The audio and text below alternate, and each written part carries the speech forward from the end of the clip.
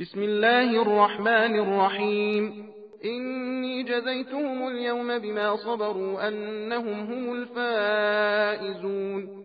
قال كم لبثتم في الأرض عدد سنين؟ قالوا لبثنا يوما أو بعض يوم فاسأل العادين. قال إن لبثتم إلا قليلا لو أنكم كنتم تعلمون. أفحسبتم أنما خلقناكم عبثا وأنكم إلينا لا ترجعون. فتعالى الله الملك الحق لا إله إلا هو رب العرش الكريم.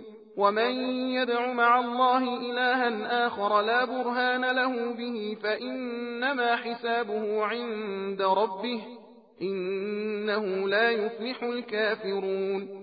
وقل رب اغفر وارحم وأنت خير الراحمين. بسم الله الرحمن الرحيم. سورة أنزلناها وفرضناها وأنزلنا فيها آيات بينات لعلكم تذكرون.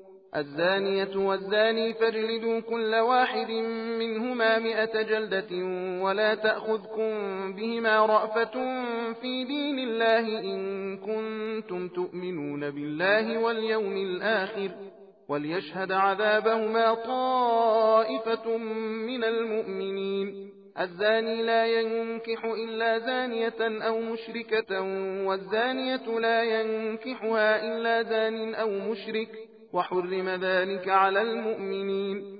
والذين يرمون المحصنات ثم لم يأتوا ب4 شهداء فاجلدوهم 80 جلدة ولا تقبلوا لهم شهادة أبدا وأولئك هم الفاسقون إلا الذين تابوا من بعد ذلك وأصلحوا فإن الله غفور رحيم.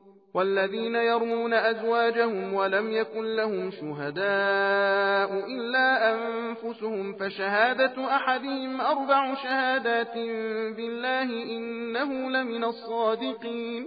والخامسة أن لعنة الله عليه إن كان من الكاذبين.